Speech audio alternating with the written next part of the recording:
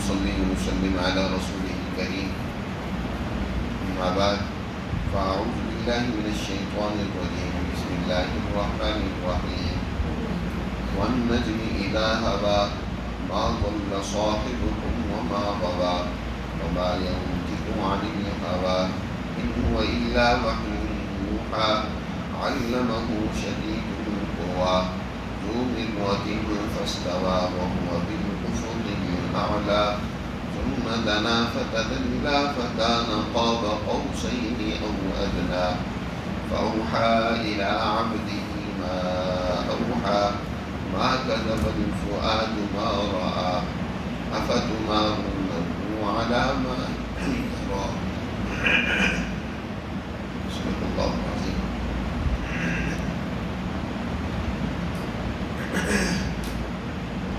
یہ سورہ نجم کی ابتدائی آیات ہے.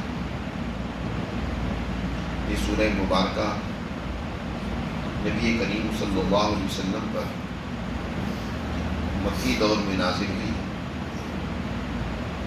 اور اس کا مکی دور میں جو زمانہ نزول ہے اس کے بارے میں مختلف آراء ہیں.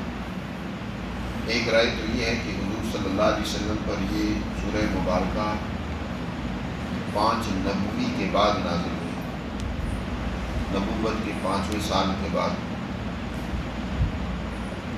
اور جو حضرات تو یہ کہتے ہیں کہ نبوت کے 5ویں سال کے بعد یہ نازل ہوئی،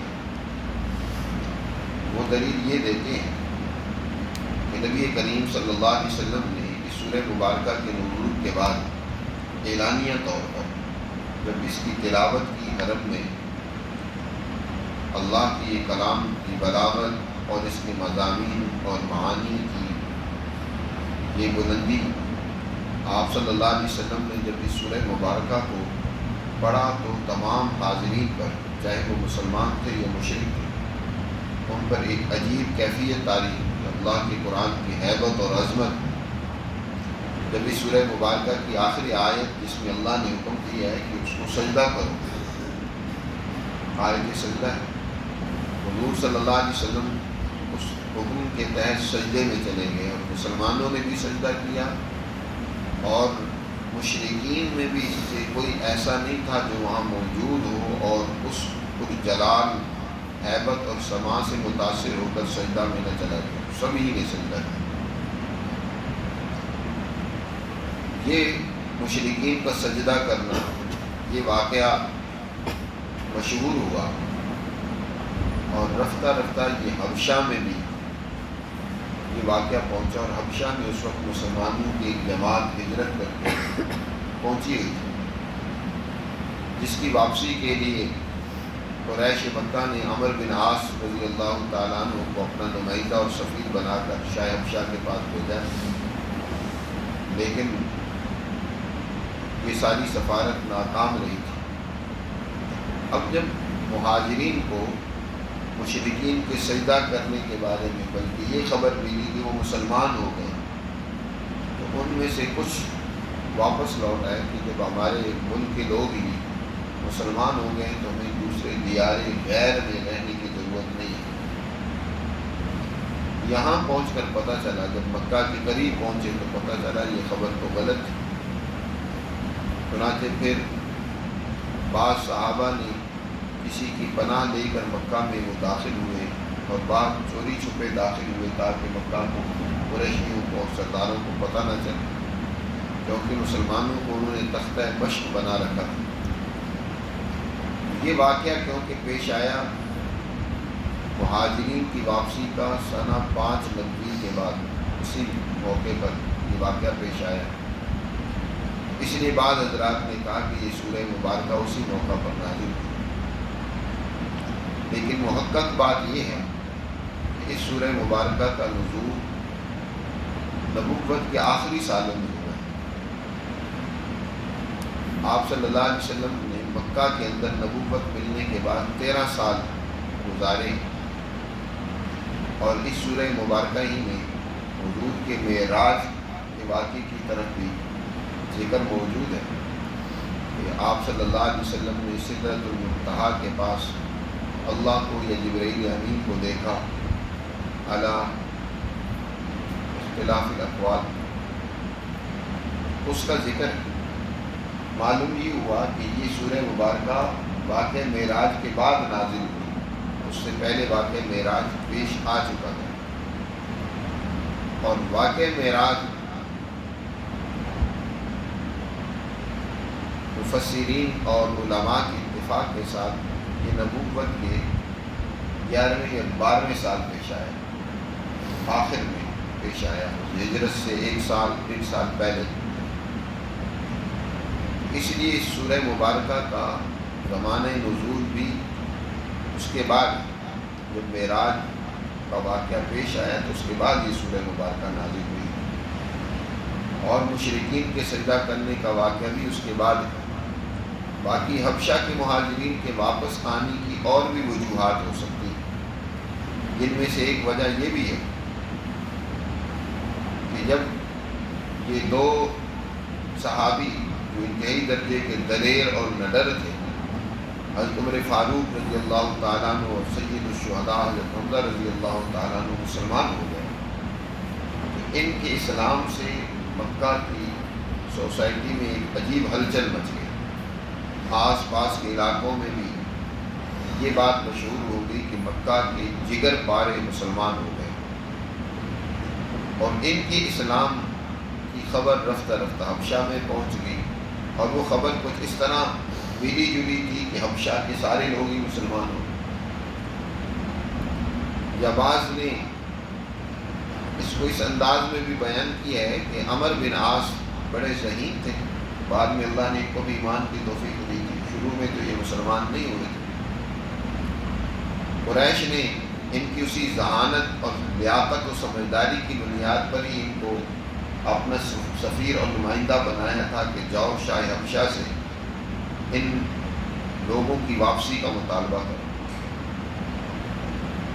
حبشہ کا بادشاہ جو عیسائی مذہب رکھتا تھا، وہ مسلمانوں کی گفتگو جب ان سے ہوئی اور مسلمانوں کی تعلیمات کو سنا، وہ ان سے از حد متاثر ہوا، منصف مزاج تھا۔ حضور نے خود تعریف فرمائی، بلکہ بعد میں تو یہ مسلمان ہو گئے تھے۔ حضور صلی اللہ علیہ وسلم نے جب اپنا خط مبارک ان کی طرف سنہ 7 ہجری میں بھیجا تھا، جس میں اسلام کی دعوت دی تھی، اس موقع پر یہ مسلمان ہو گئے، اور آپ نے ان کی وفات پر ان کی غائبانہ نماز جنازہ بھی ادا فرمائی تھی۔ بہر صورت جب عمر بن عاص باوجود اس کے کہ پرانے راہ و رسم بھی بادشاہ کے ساتھ تھے، بہت تحائف مکہ سے لے کر آئے تھے، اور انہوں نے بہت مختلف اپنی باتوں کے ذریعے سے بادشاہ کو الجھانے کی بھی کوشش کی کہ وہ کسی طرح سے ان مکہ سے آنے والے مسلمانوں کو اپنے ملک سے نکال دیں، لیکن بادشاہ نے ایسا کرنے سے انکار کر دیا۔ 2 مرتبہ بادشاہ نے اپنے دربار میں مسلمانوں کو بلایا اور ان سے ان کی تعلیمات، ان کے نظریات و افکار کے بارے میں پوچھا۔ حضرت جعفر طیار رضی اللہ تعالیٰ عنہ نے بڑی عمدگی کے ساتھ ان کو بیان کیا، جس سے شاہ حبشہ متاثر ہوا اور اس نے واپس کرنے اور ملک سے نکالنے سے انکار کر دیا۔ تو اب عمر بن عاص نے ایک اور ترکیب سوچی کہ بادشاہ تو ان کو نہیں نکالتا، یہ خود ہی یہاں سے نکل رہے ہیں، پھر ہم ان کو گرفتار کر لیں گے، پکڑ لیں گے۔ اس نے اپنے دیگر کارندوں اور لوگوں کے ذریعے سے، کچھ وہاں سے لوگ ان کو کچھ تحائف دیے ہوں گے، کچھ ان کو لالچ دیا ہوگا، کچھ اپنے آدمیوں کے ذریعے سے حبشہ میں خبر پھیلا دی کہ مکہ کے لوگ مسلمان ہوں۔ اب اس خبر سے متاثر ہو کر کچھ صحابہ جو ہے وہ وطن واپس لوٹے، اور پھر مکہ والوں کے ہاتھ چڑھ گئے اور انہوں نے سخت اذیت اور تکلیفیں پہنچائی۔ تو بہر صورت ان صحابہ کے مہاجرین حبشہ کے واپس آنے کی وجوہات مشرکین کا سجدہ نہیں، بلکہ کوئی اور اسباب تھے جن کی وجہ سے وہ واپس آئے۔ اس لیے محققین کا کہنا یہ ہے کہ یہ سورہ مبارکہ سنہ 590 میں نازل نہیں ہوئی تھی، بلکہ یہ 11 یا 1290 میں نازل ہوئی ہے، معراج کے واقعے کے بعد نازل ہوئی۔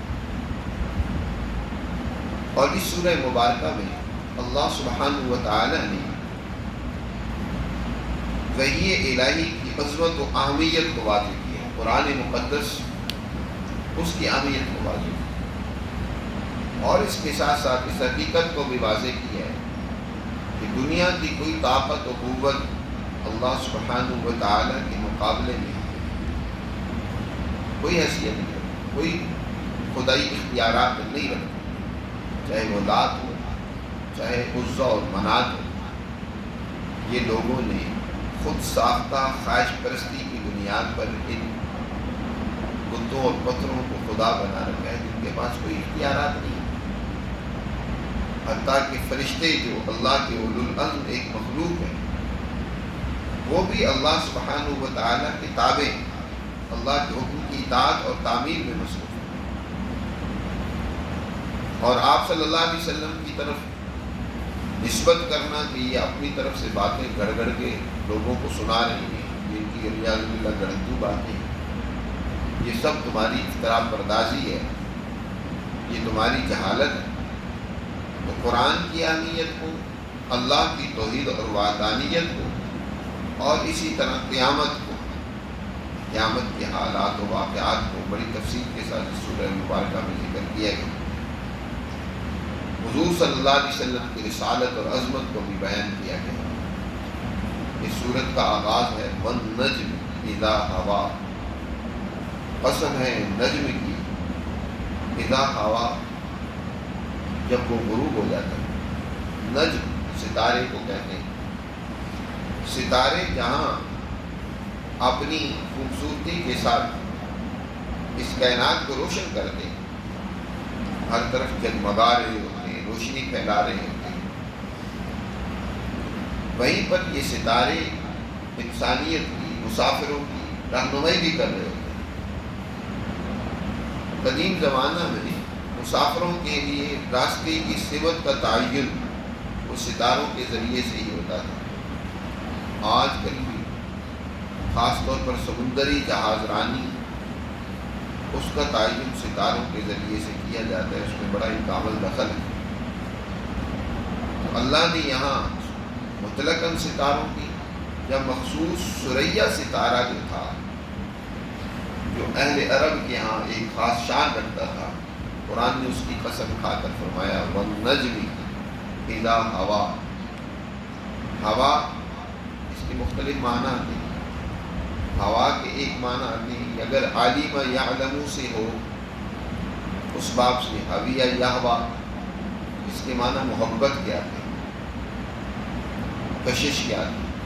اور اگر ضرب یضرب سے ہو، یعنی ہوا یہوی سے ہو، تو پھر اس کے معنی غروب ہونے کے آتے ہیں۔ لیکن مصدر اس کا حوین مبین، ہا کے پیش کے ساتھ زبر کے ساتھ دونوں طرح آتا ہے، دونوں کے معنی میں تھوڑا سا پھر اختلاف ہے۔ ہوا اسی سے ہے۔ وَالنَّجْمِ اِذَا هَوَىٰ، جب ستارہ جب اپنے عروج پر ہوتا ہے تو اس وقت اس سے اتنا راستے کا تعین نہیں ہوتا، رہنمائی نہیں ملتی۔ جب وہ غروب ہو رہا ہوتا ہے، نیچے اترتا ہے، وہ اس وقت راستے کا تعین صحیح اس سے ہوتا ہے۔ اس لیے قرآن نے یہاں فرمایا نجم اذا ہوا، اس ستارے کی قسم جو انسانیت کے لیے رہنمائی کر رہا ہے۔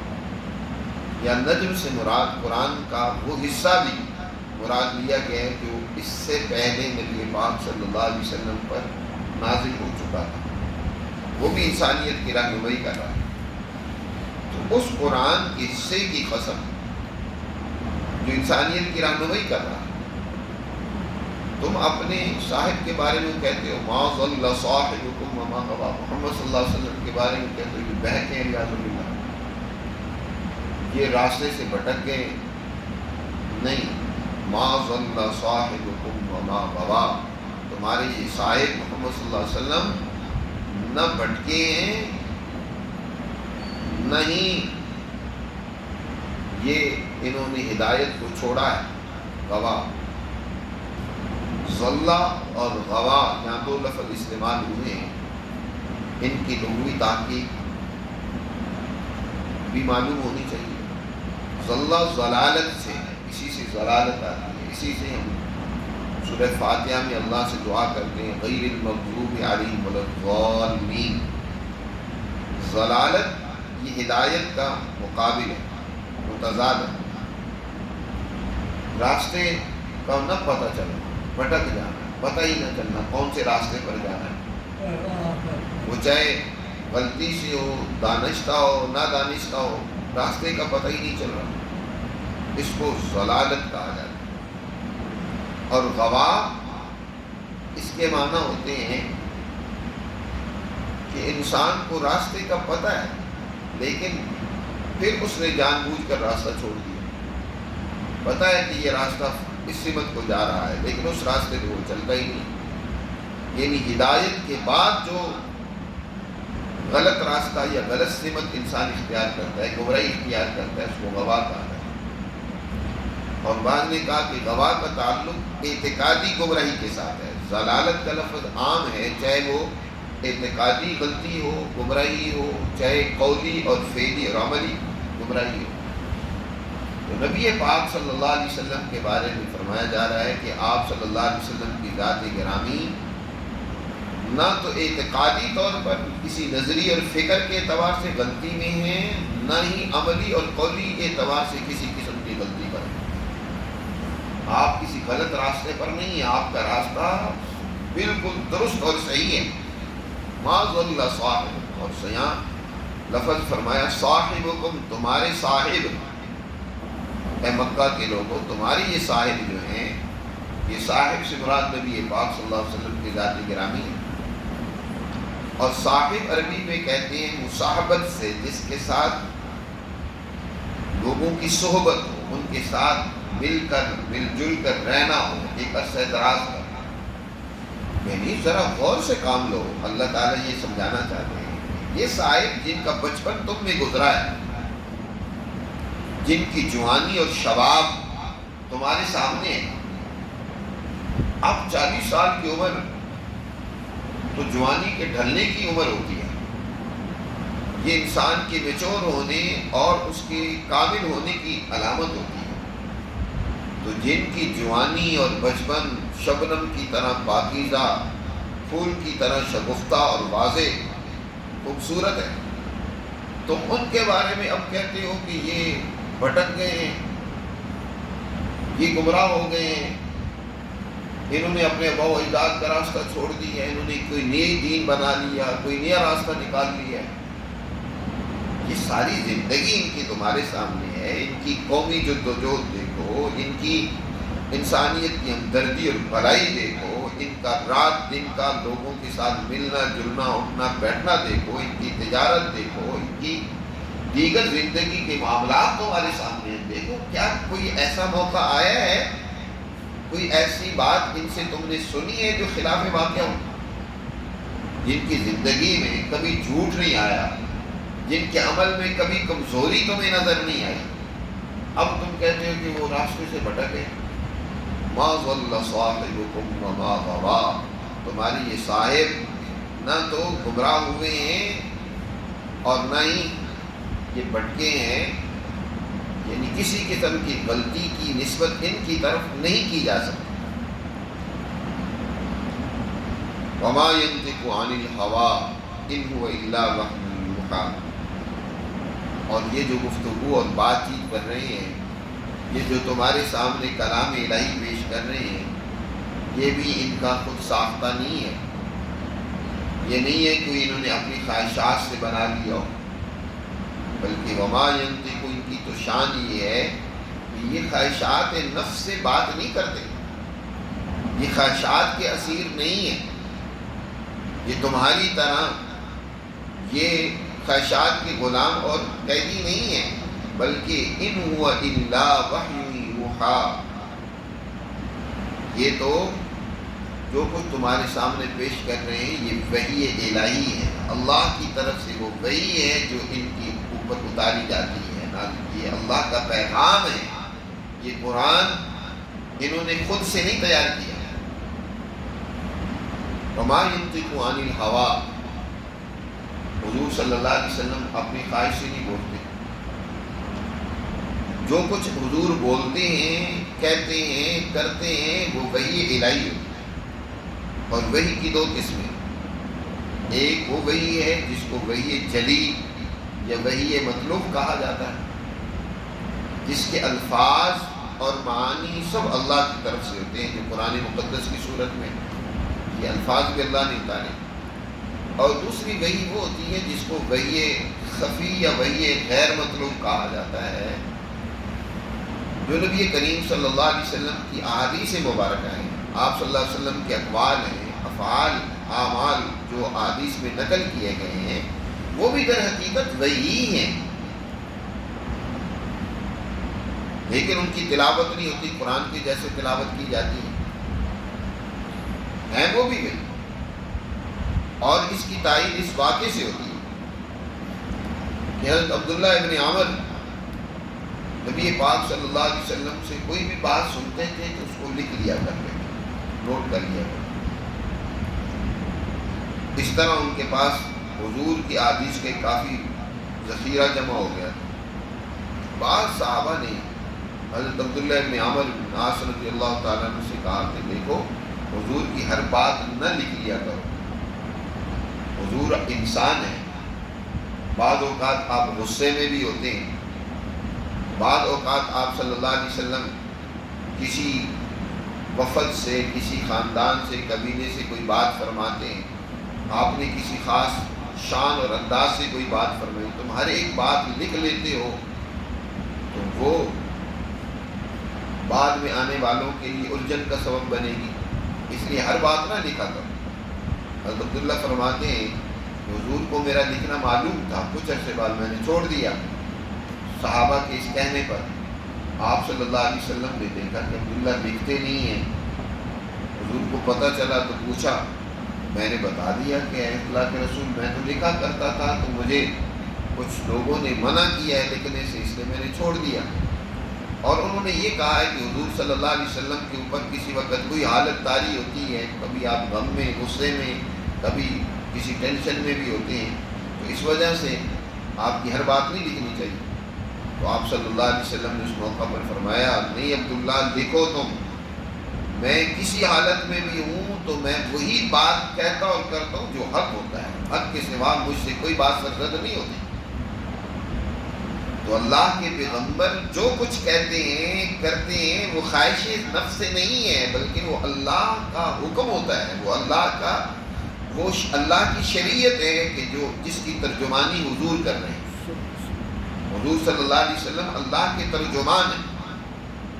اسی کو إِنْ هُوَ إِلَّا وَحْيٌ يُوحَىٰ وَمَا يَنطِقُ عَنِ الْهَوَىٰ۔ بعض حضرات نے یہاں اس آیت میں عجیب اس کا مطلب بیان کرنے کی کوشش کی ہے کہ حضور علیہ باللہ اللہ میاں کے ہاتھ کا ریموٹ کنٹرول ہے، کہ اللہ میاں نے جیسے کہنا ہے حضور نے ویسے ہی کرنا ہے، اس کے بغیر کچھ نہیں، خود اپنا ارادہ اور اختیار یا اجتہاد نہیں ہے، یہ بات بھی نہیں ہے۔ حضور صلی اللہ علیہ وسلم کا اجتہاد بھی ہوتا تھا، بہت سارے مسائل میں ہم خود اجتہاد فرمایا کرتے تھے، جب وہی نازل نہیں ہوتی تھی، کوئی معاملہ طے کرنا ہوتا، کوئی بات واضح کرنی ہوتی تھی، تو آپ اپنے اجتہاد سے، اور پیغمبر کا اجتہاد بھی وہی ہوتا تھا۔ ہاں اگر کسی موقع پر آپ کے اجتہاد میں کوئی کمی ہوئی تو اللہ نے خود اس کی اصلاح فرما دی، اس کی درستگی کر دی کہ یہاں پر آپ سے یہ فیصلہ کرنے میں معاملہ درست نہیں ہوا، تو آپ صلی اللہ علیہ وسلم نے اس کو واضح کر دیا۔ قرآن میں کئی ایسے واقعات بھی ہیں کہ آپ صلی اللہ علیہ وسلم نے ایک فیصلہ فرمایا اپنے اجتہاد سے، بدر کے قیدیوں کے بارے میں مثلا آپ صلی اللہ علیہ وسلم نے فیصلہ فرمایا کہ ان سے فدیہ لے کر ان کو چھوڑ دیا جائے، تو اللہ نے بعد میں وہی نازل کر کے فرمایا پیغمبر آپ کے لیے مناسب نہیں تھا، بلکہ ان کو سزا ملنی چاہیے، ان کو رہا نہیں کرنا چاہیے، لیکن اللہ آپ نے ایک فیصلہ کر لیا، ایک معاملہ اللہ کے حضور بھی طے ہو چکا تھا، اس لیے اللہ نے آپ کو معاف کر دیا، وہاں اللہ نے آپ کو تنبیہ فرما دی۔ تو آپ اپنے اجتہاد سے بہت ساری معاملات اور امور طے فرمایا کرتے تھے، اس کی بے شمار مثالیں۔ تو یہ کہنا کہ حضور اپنے ارادے سے، اپنے اجتہاد سے کوئی بات نہیں کرتے تھے، یہ بات بھی درست نہیں۔ امت کے لوگوں کا اجتہاد تو ہم مانیں، امام ابو حنیفہ کا اجتہاد ہم مانیں اور ان کو امام مانیں، اور اسی طرح حضور کی امت کہ ان علماء اور پیروکاروں کی بات کو تو ہم اہمیت دیں کہ یہ مجتہدانہ ان کا قول ہے، اور حضور کے اجتہاد کی کوئی اہمیت ہی نہ ہو، جن کے اجتہاد کی بنیاد پر ساری شریعت ہے، سارا دین ہے۔ اس لیے حضور صلی اللہ علیہ وسلم نے خود ارشاد فرمایا کہ دیکھو کہ قرآن نے جو کچھ بیان کیے ہے اتنی ہی باتیں یا اس کے کم و بیش اس سے زیادہ یا اس کے برابر میں نے بھی باتیں بیان کی ہیں، اور وہ بھی تمہارے لیے ویسے ہی اسوہ اور ضروری ہیں جیسے قرآن ضروری ہے۔ آپ اکثر فرمایا کرتے تھے کہ میں تم میں دو چیزیں چھوڑ کر جا رہا ہوں، اللہ کا قرآن اور اپنی سنت، اپنا طریقہ، اپنا عمل۔ آپ صلی اللہ علیہ وسلم کا ہر عمل، آپ کی ہر بات، وہ جو چاہے آپ نے اپنے اجتہاد سے کی یا چاہے اللہ کی طرف سے حکم آیا اس کے بعد آپ صلی اللہ علیہ وسلم نے اس کو بیان کیا، وہ سب کی سب امت کے لیے ایک شریعت ہے، امت کے لیے ایک اسوہ ہے، نمونہ ہے۔ قرآن نے یہاں یہ بات بیان فرمائی کہ حضور جو کچھ کہیں وہ خواہشات کی پیروی نہیں ہے، وہ در حقیقت شریعت کی ترجمانی ہے۔ وَمَا يَنطِقُ عَنِ الْهَوَىٰ إِنْ هُوَ إِلَّا وَحْيٌ يُوحَىٰ، بے شک وہ ایک وحی ہے جو آپ صلی اللہ علیہ وسلم کی طرف کی جا رہی، اور یہ وحی لانے والے کون ہیں؟ یہ معمولی درجے کے نہیں ہیں، یہ نہیں ہے کہ اللہ کی طرف سے کوئی پیغام اور وحی آئی قرآن کی صورت میں یا دوسرے مضامین کی صورت میں جو حضور کے ذہن اور دل و دماغ میں القاء کیے جاتے تھے۔ درمیان میں لانے والا فرشتہ بڑا کوئی کمزور سا تھا کہ اس سے ہی شیطانوں نے کچھ حصہ چرا لیا، جیسے کہ حضور پر وحی کے نزول سے پہلے شیطان بھی آسمانوں پہ چلے جاتے تھے، فرشتوں کی باتیں چوری چھپے سن لیا کرتے تھے۔ تو اس کو اگلی آیات میں واضح کیا ہے کہ نہیں، حضور پر وحی لانے والا فرشتہ وہ معمولی درجے کا نہیں ہے۔ اس فرشتے کی عظمت و اہمیت کو بیان کی ہے اگلی آیات میں، اس پر انشاءاللہ درس میں بات کریں۔